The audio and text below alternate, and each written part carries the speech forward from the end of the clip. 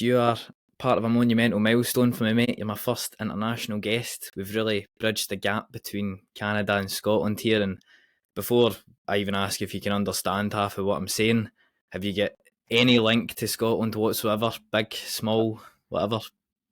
No, I don't. I don't think I have any true link. Yeah, I don't. I can't say I do. A little bit familiar with football over there. I watch some on TV and things like that. See it on social media. I spend 90% of my days following basketball and watching basketball and things like that. But no, when you reached out, Charlie, I was happy to help. I thought it would be cool for me to just kind of learn about you and help you out a little bit. So yeah, here I am.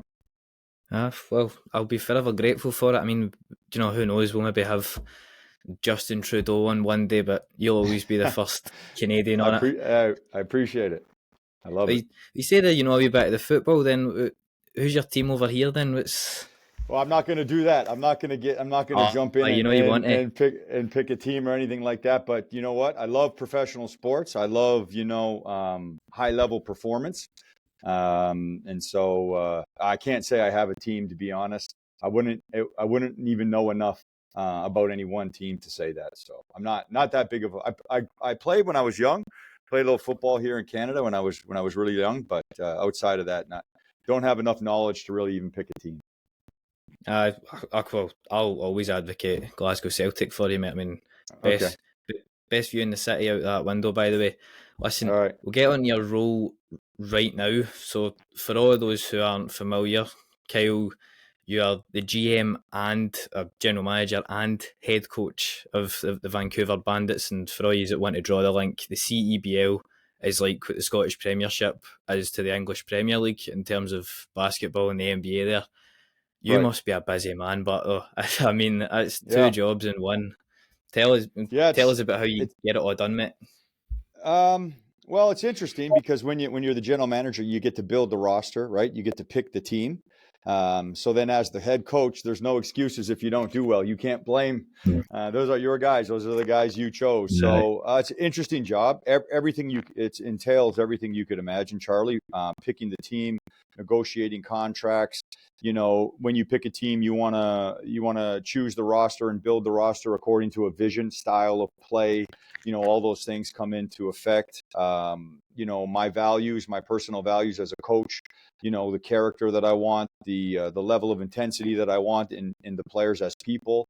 And then when you're the head coach, you have, significant day-to-day operations, trying to win games. Every day is about getting up and trying to be better than the day before and pulling a group of guys along to do that and finding a way to build togetherness, some toughness, to execute and play at a high level and ultimately win games, because this is professional sports. And like the footballer, the managers, I'm sure they'll tell you, we get judged, upon our results. And so I'm a very process-driven person, but at the same time, you've got to make sure that these processes are, producing results. So yeah, busy man for sure. I enjoy it. I love the challenge. And right now we're getting ready for our season to start, because we have a season that goes in the summertime, May to August. So we've got about 3 more spots left on our roster, and we're pretty excited. Do you ever take a wee look? Because I look at one of my criticisms of the NFL, for example, I will admit I've always been more into American football than the basketball, is how close that is. It's all very American, whereas I look at basketball and it's become so global. I mean, the game over here is huge now. Like, if I can even talk about my own teammates here, the Caledonia Gladiators. Yep. Big rich guy's bought them. He's bought them a new facility, and he's looking to build that into a big European type thing. Sure. But maybe as an outsider and somebody that is looking to recruit, you said to me on the phone that the way that you bring guys in, a lot of them do come from Europe. Are you looking at places like Britain? And then maybe if not, what sort of level are you looking at to bring into your own team from Europe? I think, the first thing you do, Charlie, is you kind of create a vision of what type of player that you want or what type of team you want, right? And then you start researching and looking for players that fit that mold. And right now on our team in the CEBL, you have to have 6 Canadians, and then you can have 3 to 4 international players, Americans or Europeans or whatever the case may be. So Yeah, like a lot of great Canadians are currently playing overseas during these months of the year. They're in Germany, they're in France, Greece, Italy, Spain. Yeah, there's a bunch in the UK right now playing in the British Basketball League. In fact, there's like, I want to say 5 or 6 players that played in the CEBL last summer currently playing in Britain. So yeah, you know what? Like the first thing you do is you create a vision, and then you decide what type of players you want. You do a lot of research, and they're from all over. Like our league is filled with players from all over South America, Europe, Asia, and I personally just try and find the best players that fit the way that I want to play, and people that I think will help, what we call enhance our culture. We have a culture here, a style of play, a way we want to carry ourselves, and we just look for those people. And right now on our roster so far, we have a couple Americans that are currently playing in Europe, a couple Canadians that are currently playing in Europe, and 1 or 2 guys that are currently playing in the NBA G League, like the development league for the NBA. Yeah, so we literally have guys from all over. It truly is global. Our league is very global. And even myself, my coaching career, I've been coaching professionally for 11 years, and 7 or 8 of them I spent actually overseas in Asia. So yeah, the game truly is global. Basketball is a very popular game right now around the world. And yeah, well, I'm excited to be involved. And even just beyond your coaching adventures, you've had a few wee kind of side gigs on the go, have you not? Your North Pole hoops and your A-game hoops, am I right in saying about them? And you've coached some big NBA players as well. Tell us a wee bit about that, your kind of on the side stuff there. Yeah. So before I started coaching professionally, in between my playing career and coaching career was about 8 or 9 years. And in the Toronto area, I opened up a skill and development business. And I spent a lot of time training players, a lot of time working with young athletes and developing athletes, high school players, college players, university players. And while I did that, a lot of them happened to end up playing at really high levels and playing in the NBA. And even now, 2 or 3 of the guys that I coach on the Bandits actually were part of my training business, 15 years ago. So it's pretty cool. That's good then. You've brought them up well then. Well, exactly. Well, the one thing I do always like to do is we do like to just go a wee chronological order. We like, the guy to take us through his career. So take us back to the start. Tell us about your upbringing, your basketball upbringing, and what ultimately then led you to D1 basketball down in America. Yeah. So I grew up in a small town in Canada, actually a northern town. It's called Thunder Bay. Northern Ontario is a province in Canada, and I grew up in the north of that great province. Name for a place, by the way. Yeah, it's a very point of Lake Superior, one of the big Great Lakes in Canada, and it's on a bay. That's kind of why they call it Thunder Bay. Beautiful place, but it was hockey country, and it was we played hockey outside for 6.5, 7 months of the year, 8 months some winters. And so I grew up playing hockey, but my father was a university basketball coach at the local university. So basketball was kind of always in my blood, Charlie, and I fell in love with it when I got to the high school age. I stopped playing hockey and really committed to basketball. I was able to get a scholarship to play in the U.S., Division I basketball at a small school in South Carolina in the U.S. And then from there, I kind of played all over the world. I played in Europe a little bit as a player. I played in Italy 1 year, one season in Cyprus, a little bit in Germany and different places. And then once I stopped playing, I was in my mid-20s, and for 8 or 9 years, I opened up, like I said, a skill and development business in Toronto, and that was very successful, and I met a lot of people, and then I really wanted to take that to the next level, which was coaching, and I got an opportunity to coach in our Canadian league about 10 years ago, 11 years ago, and then from there, I've just kind of been coaching all over the place, all over the world, and now I'm here in Vancouver with my family and working for the Bandits. Superb.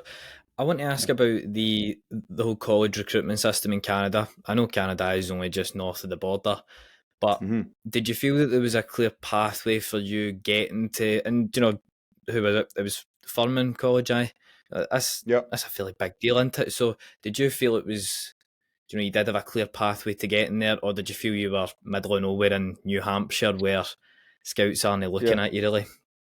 Yeah, a little bit of both. Back then, this was the late 1990s, man. So there was no, Twitter, there was no YouTube, there was no social media at all. Literally, the internet was just starting, believe it or not, Charlie. So it was very difficult to be seen.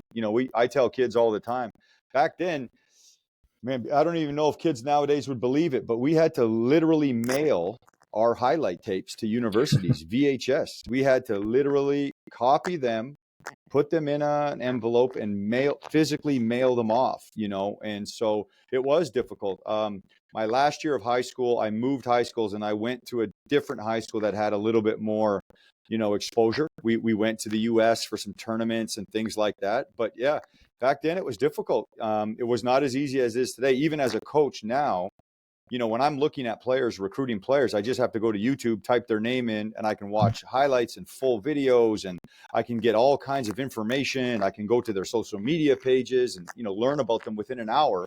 I can, learn all kinds of information about a player. But back then it was challenging. So yeah, it was difficult. I was really proud of my scholarship back then, and it was a great experience for me. It was a really good, interesting life experience. But yeah, there was not a clear pathway. There's a pretty clear pathway now for Canadians, especially like every single year. There's over 100, Canadians going to play Division I basketball, and even our own Canadian University League is improving year after year.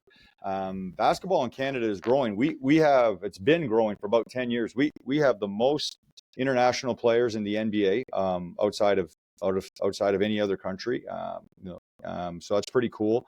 And our Olympic team is really successful right now, and they're looking to make a big run in the Paris Olympics this upcoming summer. So basketball in Canada is huge right now, but 4 years ago when I was coming out, it was not as big. So there definitely was not the same pathway that exists now, for sure. I'd even say Canadian sport in general. I mean, the football team were away to Qatar there, and in the aftermath of that, Celtic signed Alistair Johnston as well, who's still the starting right back at the club. He was superb in his first season there. Were there any notable players or guys who went on to have good careers that you encountered in your youth days?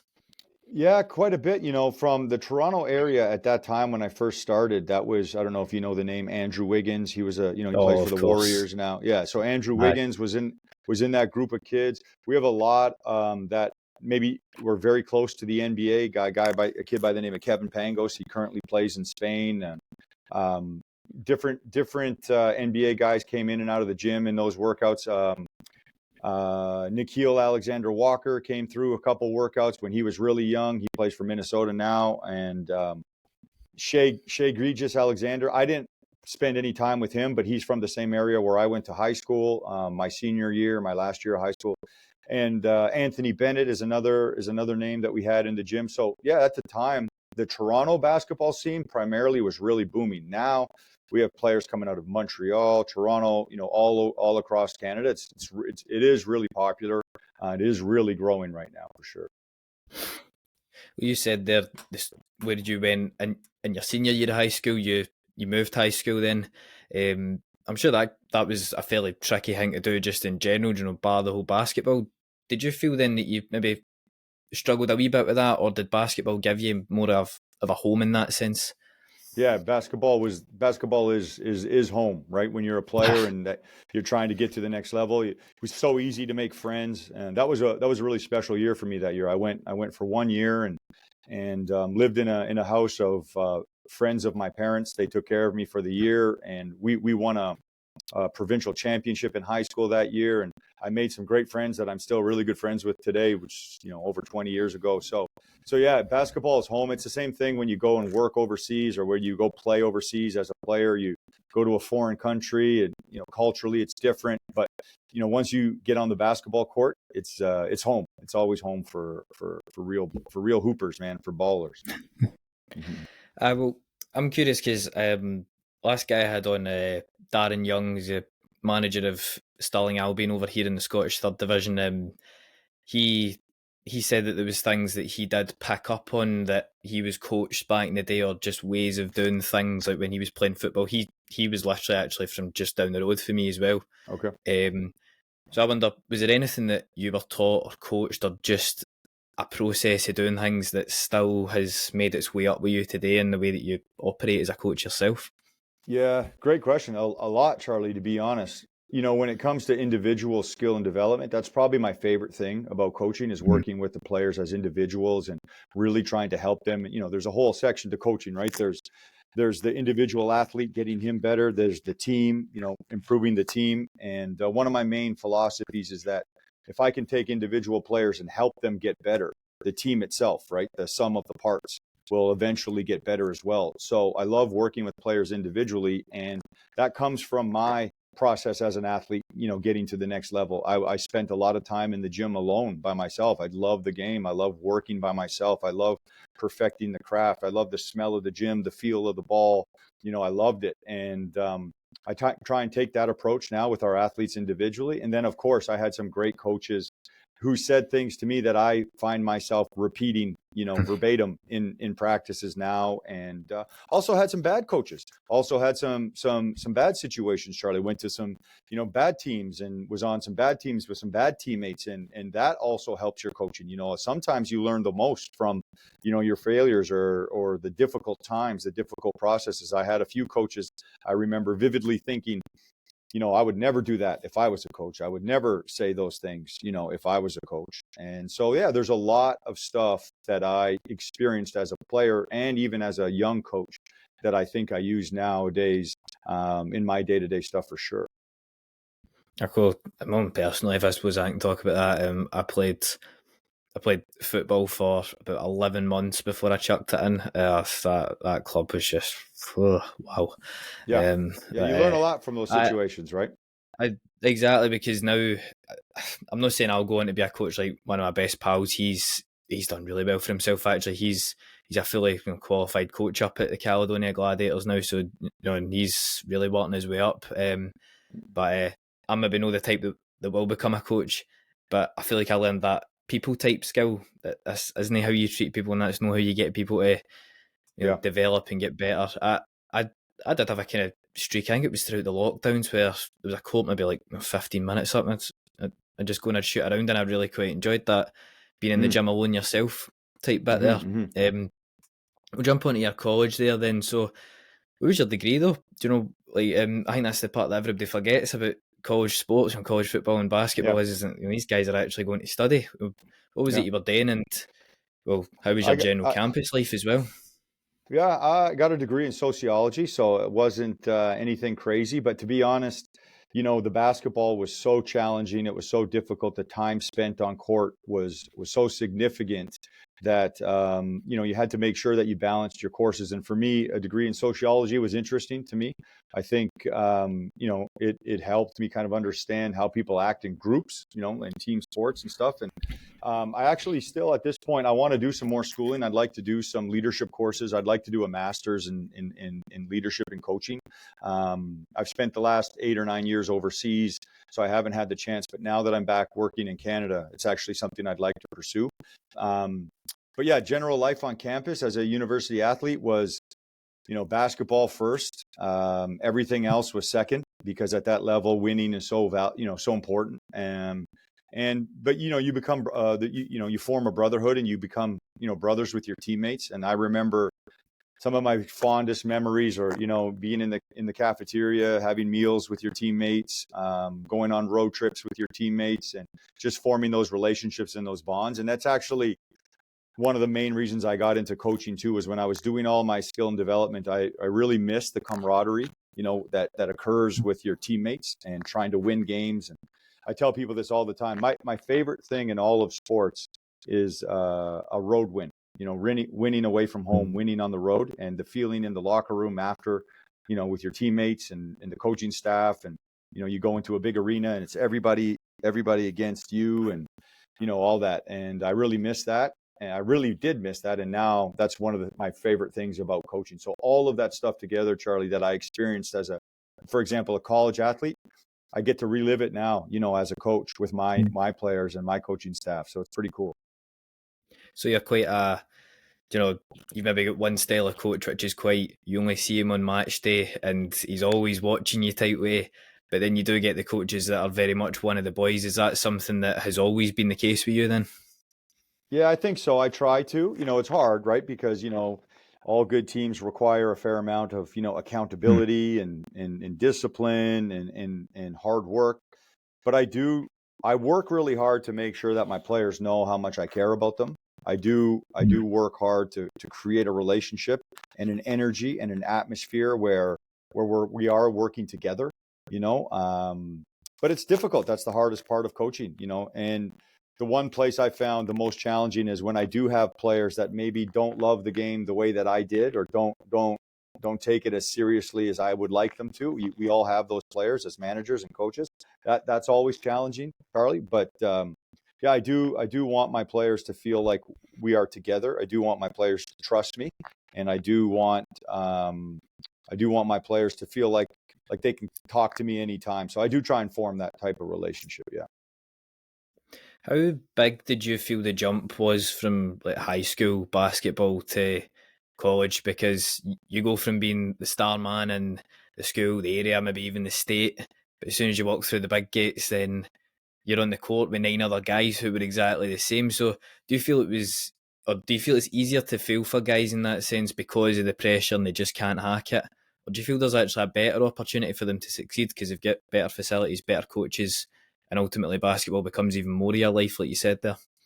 Yeah, I think it's a little bit more of the latter there. I think for me, it was a huge jump, like the intensity, the practices, how challenging they were, how physical and strong and quick everybody was. But I feel like I adapted quite quickly because in high school, there's not a lot of people, that really want to get to the next level. A lot of Mm, people in high school are participating more than, chasing a dream.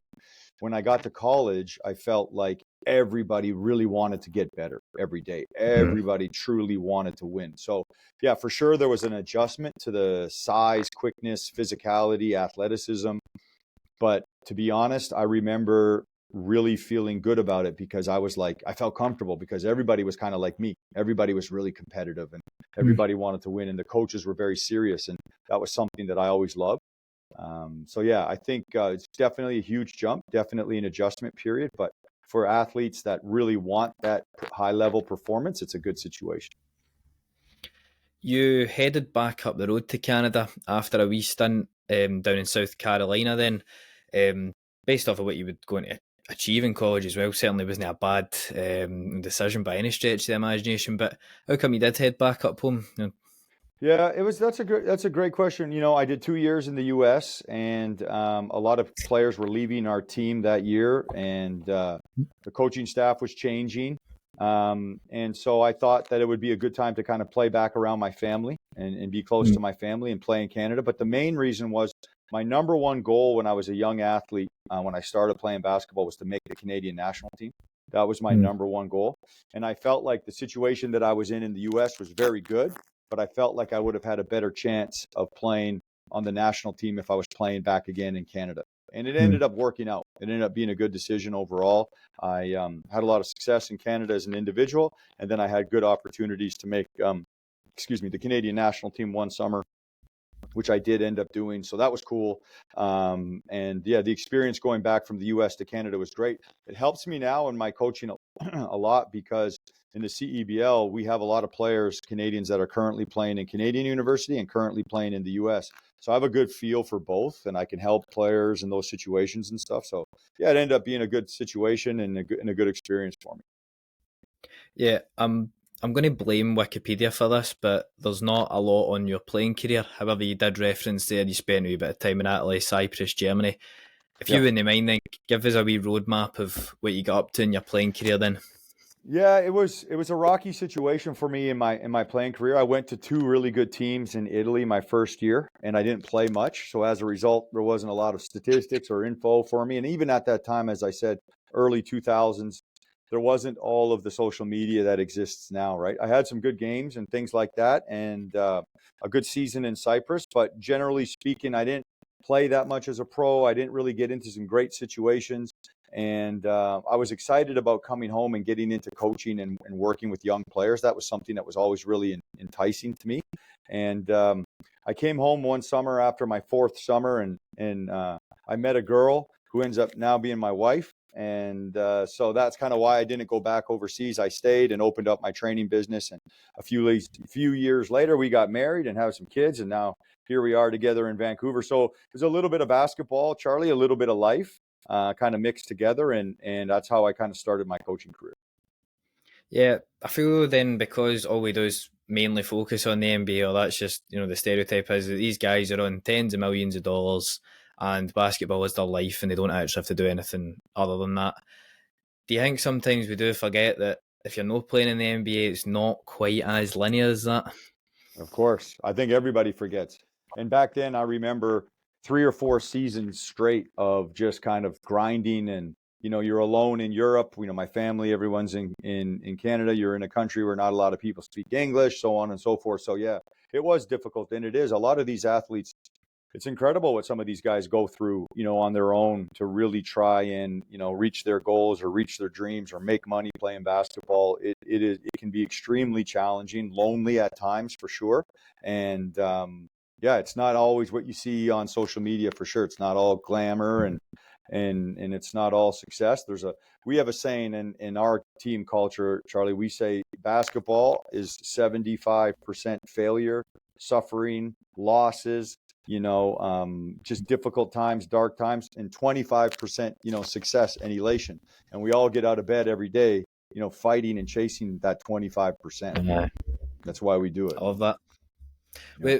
Whereabouts in like Italy and Cyprus and Germany was it you were in? Just because I'll know where they all are pretty much. So. All right, so yeah, Cyprus is it's a European island, just kind of south of Greece, in the southern Mediterranean. Italy. I played in Italy, a little bit in Germany, and those were kind of like the 4 seasons I was in different teams in those areas. Yeah, what like cities in that though? Like, was cities, one of the sorry. big? Yeah, no problem. Yeah, my first year in Italy, I played in a town called Roseto, which is on the Adriatic Sea. It's like central Italy, kind of across from Rome. I played one season in a small town in central Italy called Fabriano. And then I played a little bit in Italy in a town called Reggio Calabria, which is the southern point of one of the most southern points of Italy. In Cyprus, I played in a town called Limassol. Very beautiful town. Yes. Cyprus is a beautiful island, and it was a great place to play. And then in Germany, I was only there for a little bit before I left the team. I was in a Dusseldorf, small town in Germany. Right. So, well, Limassol for any Glasgow Rangers supporters listening to this, they came out. No, Rangers, the obviously Celtic's rivals over here. They went over to Limassol and get beat, I think, this year in the Europa League, which was I'm sure they came up as well. It was actually the day that I recorded the first episode of this. Wow. They were playing, and obviously you need to put the notifications on for the rivals. It's not that I'm obsessed with them. You need to know what's happening. Yeah, for sure. And they were up 1-0 at Ibrox, just across the city, and I'm thinking, ooh, that's a bit. Dusseldorf, he said there as well for Germany. Yep, I was just there for a little bit. I went to a team there and spent just a small amount of time. That was a team. That was a situation where I didn't really like the situation. I remember we weren't allowed to. We didn't have gym time every day. I loved being in the gym. I loved working on my gym. Working on my game in the gym, as I said earlier. I loved that. They didn't have that. They didn't have a weight room. I remember. So just back then it was a rough situation. So I remember I left that team. But yeah, the other teams were great situations I was in Italy and Cyprus were great. But I remember that not being such a good situation. I had some injuries and different things. The year I was with the Canadian national team, I broke my thumb, and that affected me for the whole next season in Europe. So I had a lot. I probably would say I had a lot more of that 75% in my pro playing career for sure than that 25%. So did you have any like assistant coach roles before you ended up taking I can never say it, Mississauga? Is that how you say that place? Mississauga Power, yeah, that's pretty good. Good for you. Yeah, it's a suburb just outside Toronto. No, good for you. That was good. Aye, but was there any like assistant coach jobs before that? Like, how did you end up getting the top gig there? Yeah, that's crazy, man. That's a story for a whole other podcast. But for the last couple of years, my, like, for the couple of years before that, taking that my first coaching job, I was, as I was saying, I was doing the skill and development, and I really did want to get into coaching. In fact, I had some interviews for some Canadian universities, jobs and things of that nature. Was never able to kind of get the actual job because I didn't have any true experience, even though I had played my whole life and played on the national team and had this really successful skill and development business. People were reluctant to, hire me as a head coach, right? And rightfully so. So the Mississauga Power was a team in NBL Canada, our Canadian league at the time, that was really struggling. And I happened to know the general manager, and I told him, give me the opportunity. You won't be disappointed. Give me. And I bothered him for about 2 years.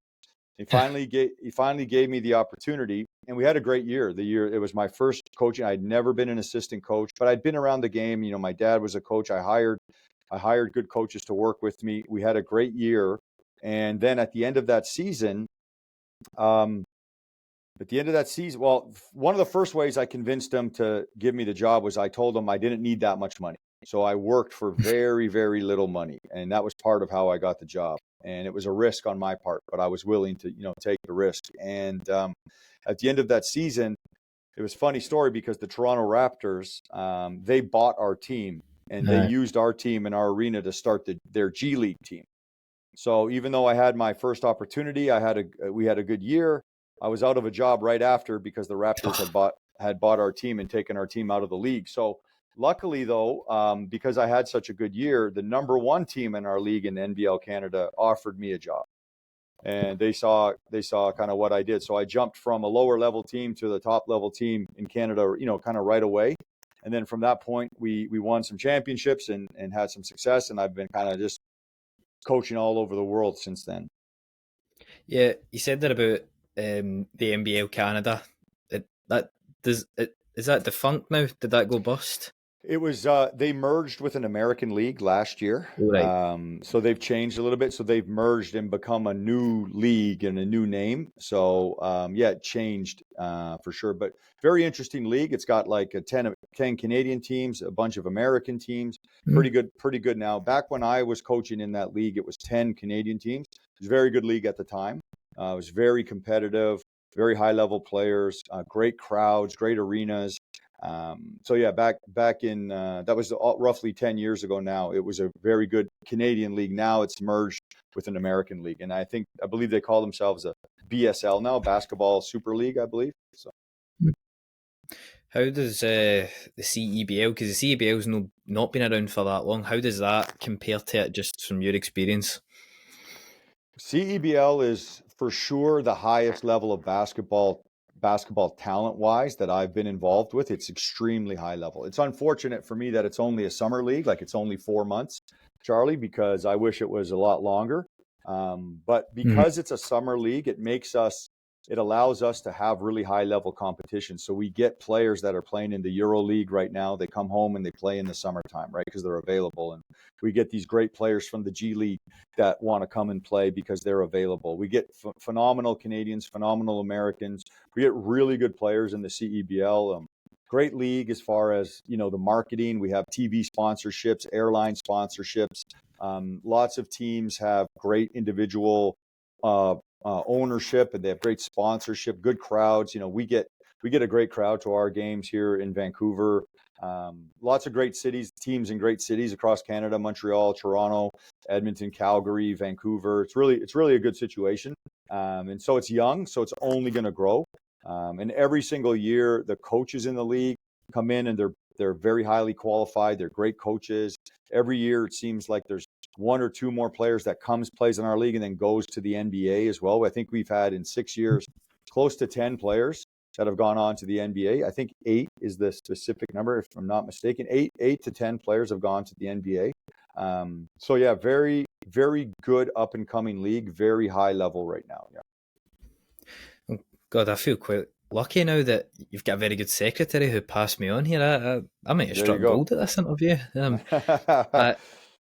I was very interested though about the Raptors acquisition. I didn't know, obviously, if you'd just been punted out or if you just didn't fancy it at all. But what was the whole feel around the organisation when it was becoming clear that It's the 905, isn't it? They're called. Yeah, the 905s. It was interesting because for me as a coach, I knew that I wouldn't have a job there anymore. I knew, a lot of the times the NBA, the whole point of a G League team in the NBA is for development, right? And I had only been coaching for 1 year at that time. I knew the Raptors for sure had their own coaches in mind that they wanted to work with and develop and so on. It was an interesting experience. I think a lot of the people in our organization were excited because they got a chance to actually stay on and work for an NBA team. For me, it was it was bittersweet. I was happy for a lot of the people, but I knew that I was out of a job. And there was a good couple months that summer where I didn't have anything at all. And as I said, luckily, a really great team in our Canadian league called the London Lightning, offered me a position, which was awesome. But yeah, it was a bittersweet feeling. And the Raptors 905 since that time has gone on to be a very successful G League team. They've won a championship, but I think they've been one of the teams in the NBA that has really used their G League team to a high level. A lot of their current NBA players and current Raptors came up through the system, and eventually. So I think I want to say 4 or 5 years later, the Raptors ended up winning the NBA championship. So I think I'm sure. Yeah, 2019. And that G League team had a lot to do with that championship. Players like Fred VanVleet and a lot of the guys, Pascal Siakam, a lot of those guys that won the championship with the Raptors actually played on the 905 team, that development team. So, when you look back at it in hindsight, it was a great decision for the Raptors for sure. It's a great part of that community now. And I was fortunate that I ended up getting an even better job out of it. So. I was going to say it was their loss that they let you go, Kyle, mate. That's poor for them. Appreciate it. But, you ended up going to win a title in London. Just run us through the day of when you won it. Just give us the whole shebang. That season. So I did two years in London. The first year we went to the finals and we lost in Game 7 of the finals. So that was crazy. I was a young coach. Obviously, that was only my second year.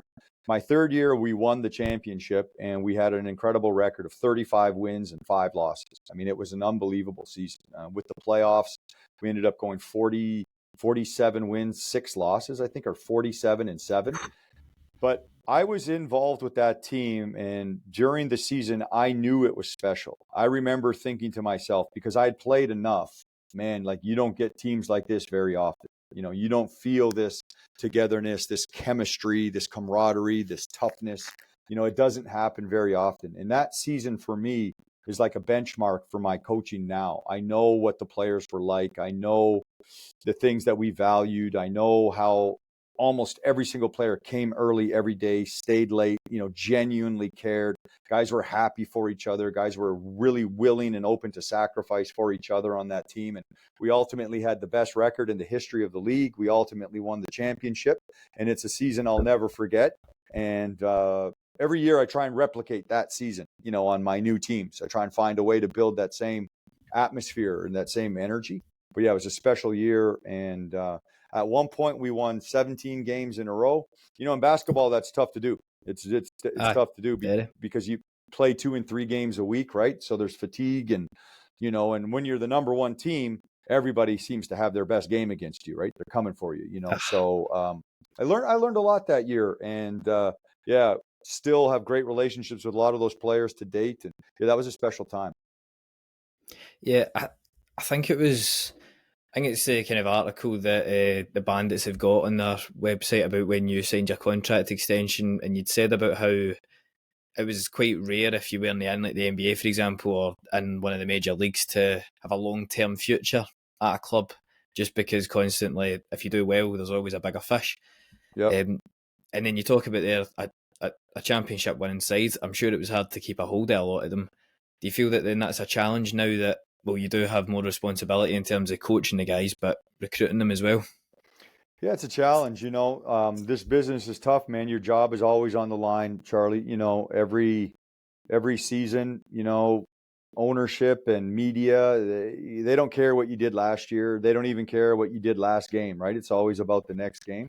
So it's definitely a challenge. I've been with this organization for 5 years now, and I feel honored. I did a lot of work for the organization while I was overseas coaching. They allowed me to stay on and stay connected to the group, and now I'm here full time. Yeah, definitely a challenge. It's a tough business where it's a results-based business, as you know. But I do feel like there's a future here long term. I do feel grateful that they've stuck with me and we've all worked together. We actually had a bit of a down year last summer. It wasn't as good as we expected. So now I've got to make sure that we're better, make sure that we win more games this upcoming summer, and make sure we do things at an even higher level. So always a challenge, man. You can never relax in this business. Oh yeah, I was going to ask if you ever fancied coming back over to Europe for a bit of coaching, but you might just answer my question for me there. Not that Caledonia are looking for a new coach or anything, but this is one of the parts I was really interested in, because I've been fortunate to have had a few managers on from here in Scotland who have, went abroad to places like Canada was one of them, Singapore, Australia. Mm-hmm. Now we're coming on to the part where you packed your bags and moved halfway across the world to Vietnam. Yeah. If I was in your shoes, I was a young Canadian coach who was heading over to Southeast Asia. What would be the essentials I would need to know? What would you be telling me advice-wise? Well, for me at the time, I had just won a championship, and a lot of people said, you're crazy. Why would you not stay there and win some more? And for me, I had young kids at the time. My boys were, I want to say at the time, 5 and 3. And my wife is from Southeast Asia. She's part Thai, part Cambodian. And the offer came about, and it was incredibly interesting offer. At first, I said, "There's no way I'm going to Vietnam to coach basketball. There's no way." But I quickly learned it wasn't about coaching in Vietnam. It was about coaching in an international league. So at the time, they had a league called the ABL, the Aussie Basketball League. 10 different teams in the league, 10 different countries. Our team was a Vietnamese team in Vietnam. So that became very interesting. And then I read about the league and did some research and realized there's very good players, very good coaches. We had a team in Singapore, Indonesia, Thailand, the Philippines, China, Taiwan, Hong Kong. And it became very interesting to me. And I thought it would be a very cool opportunity for my boys, for my kids, to get an opportunity to see the world. The contract was really interesting. They offered to put my boys in private school over there, so the schooling was taken care of. And to be honest, Charlie, it was one of the best decisions I ever made. I had an amazing experience. I learned so much about myself and coaching in a different culture, in a different place where basketball is completely different. We struggled quite a bit. The players definitely weren't as good as Canadian players, and definitely made some mistakes, but really learned a lot about myself, learned a lot about my family. I felt like we became a closer family. We had unbelievable experiences and memories. So what I would give advice to a young coach going to do that, I would say, take it. I would say, go with an open mind, go with an open heart, be yourself and soak up all the experiences. Our coaching careers can be short. Playing careers are even shorter. Life is short. So I'm all about adventures. I'm all about going to new places. I love basketball. And like we said at the start, right? Basketball's home. Doesn't matter where you go. For me, the game is the game. And going to Asia was a really awesome experience for me and my family. Well, I also seen there as well, you replaced Tony Garbalotto. I couldn't pronounce his name before this. British coach. Yeah. Well, he actually coached the Glasgow Rocks, who are now the Caledonia Gladiators. He coached Scotland at the Commonwealth Games, and then he coached Britain at the Olympics or the World Cup or something. That's correct. He was then sacked, and then he resigned from all the other positions. But they're doing all right now anyway. But that happens. I'd say he seemed to have been making a wee habit of turning teams' fortunes around, because as much as your first stint was quite short, you were still able to take a lot of positives from it. What would you say then were the continuous things you took over to Vietnam, and then maybe what were the challenges like language barriers, culture, and just a different caliber of players, really? Well, yeah, I seem to always kind of get hired to build a culture and turn teams around. Even when I came to the Bandits, they played the year before I came to the Bandits, they played 20 games and I think they only won 4. And then the next year when I coached the Bandits, we went to the finals. I was very proud of that. And same thing in Vietnam. When I got to Vietnam, They had never won more than maybe 5 or 6 games, and I think they had never had a winning season. The first year we won 500, we went 500. The second year we won our first playoff game ever and had some huge wins. Same thing in Taiwan. We built a culture, built a system, got that team to the finals one year. So for me, I've always kind of been hired to do that, to do those things. I think it fits my style and my personality. The challenges were obvious. Like, honestly, the language barrier challenges were incredible, Charlie. Like, incredible. Like, I talk a lot and I have terminology and I want to, get things corrected or solve problems quickly. And you can only speak in one sentence at a time because you have to let the translator translate. So that was very challenging. We had a lot of issues coming out of timeouts, a lot of issues in very important parts of the game where, for example, in Taiwan, the local player just didn't understand what I was asking, just didn't get it. And I had to learn to kind of slow down. I had to learn to teach more than coach in practice. So there's a difference, in my opinion, between teaching and coaching. I had to learn how to do that. And then in a lot of these places, I did things much differently than they'd ever seen before. Just even the style of play for me was much different. And some of the decisions that I wanted to make were much different than, some of the ownership and people were used to. So it was hard, man. It was definitely challenging, but I think it shaped, my vision on cultures, my vision on the game. But yeah, a lot of challenges that I think proved to be really difficult, but in the long term helped make me a better coach. Yeah, I seen there as well. You said the most 3-pointers in history, and now looking at your high school record, I'm wondering if you were on the court yourself there actually. But That's pretty good, Charlie. That's not bad. Would you say then that's a big part of your play style? Like, I'm not saying give all your secrets away or anything, but some people like to play defensive, some people like to play attacking, some people like to grit and grind, as they call it, on 2K. What's your kind of, in a nutshell, philosophy then on the court? I'm a grit and grind personality, but I love the 3-point shot. And when I first got to Asia, they weren't used to that. Playing small and shooting a lot of threes. They weren't used to that at all. In fact, I think our general manager at the time thought I was crazy because I didn't want to bring in big guys. I wanted to bring in guards. The same thing happened in Taiwan. When I got to Taiwan, we were hitting the most threes, taking the most threes, playing with the most pace, playing the fastest, and they weren't used to that either. But there's a reason over there where most Asian countries like big guys because their locals are so small. So I had to find a way to kind of do a little bit of both because it's cool to be different, but it's not cool if you're getting your ass kicked every night too because the other team is still so much bigger. They play an older style, a more traditional style of basketball for sure in Asia because of that. So yeah, I was able to kind of bring a new style, bring some new thoughts. And I was really proud of that. And that was really cool.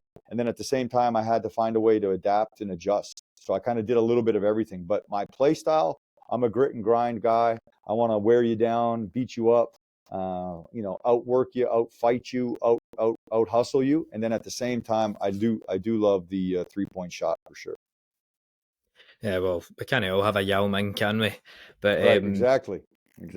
So the beggars can't be choosers over there. But right, you ended up in Taiwan after we went and you coached a Canadian squad, Team Canada, over there, didn't you? And then ended up liking you that much that you stayed. Is that the case? Yeah, that's pretty much the case. Yeah, and I loved it in Taiwan. My family had a good time. We were so well taken care of. Great league. And unfortunately for me, the 4 or 5 years I was in Taiwan was COVID.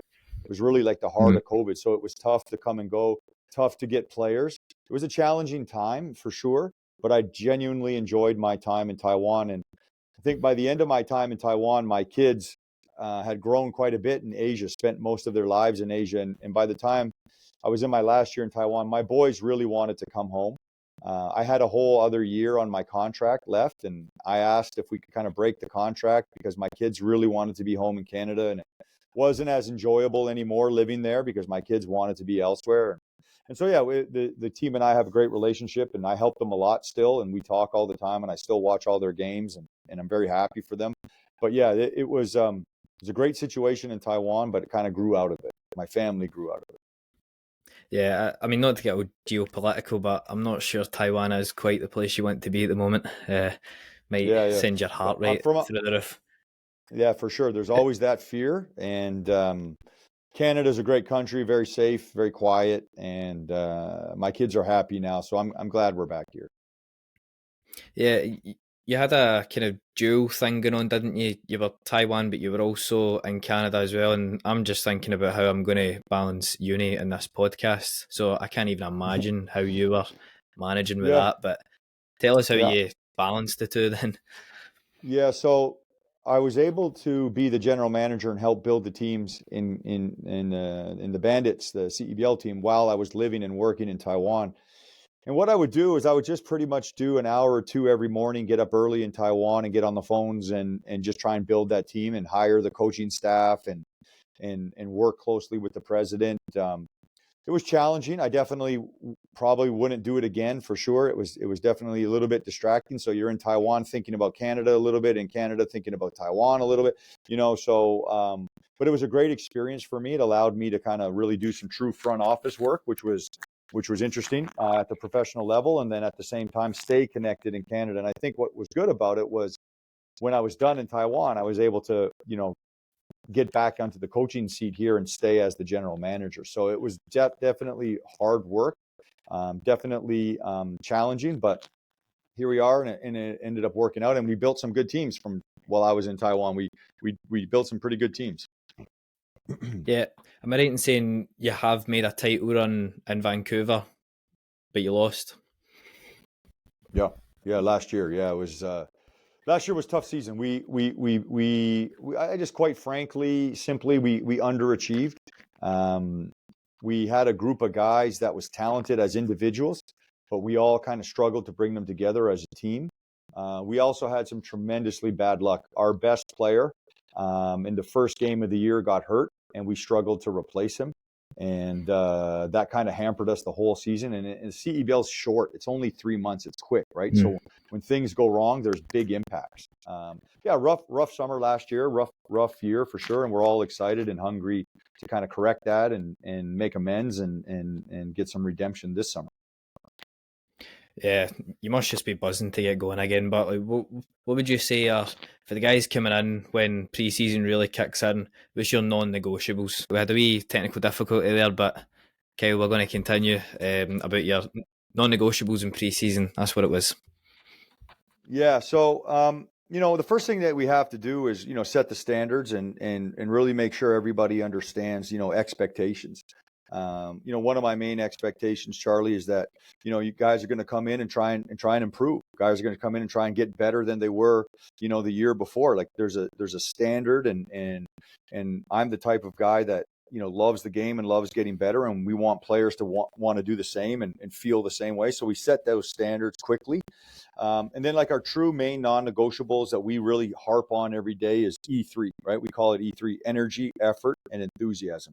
Guys have to have high E3, right? So high energy, high effort, high enthusiasm. And we explain exactly what that means, and then we have our basics. We come on time. In fact, if you're not, an hour early, you're late. We want them there early, working on their games, meeting with coaches, going through the process. And those are the main, setting the standards, creating the level of expectation, high level E3, coming early, staying late, working on your game. Those are the main kind of non-negotiables. And then after that, everything else is kind of circumstantial and specific to the week, to the game plan, to the day. But those are the main things, Charlie. Yeah. Thankfully there, when we cut out, we're not too far away from the conclusion. Don't worry. So it's not as if we lost a good lot No there. problem. This is normally the bit where I've started to incorporate a like asking the supporters type thing, because there's a forum website for Scottish football that I thought, right, well, if I just ask and they want to hear for their manager, then ultimately they're going to hear what they want to hear and I'm going to get more views, so you can't beat it. Didn't quite have that luxury with the Vancouver Bandits. I have absolutely no clue how I'll ever communicate with them.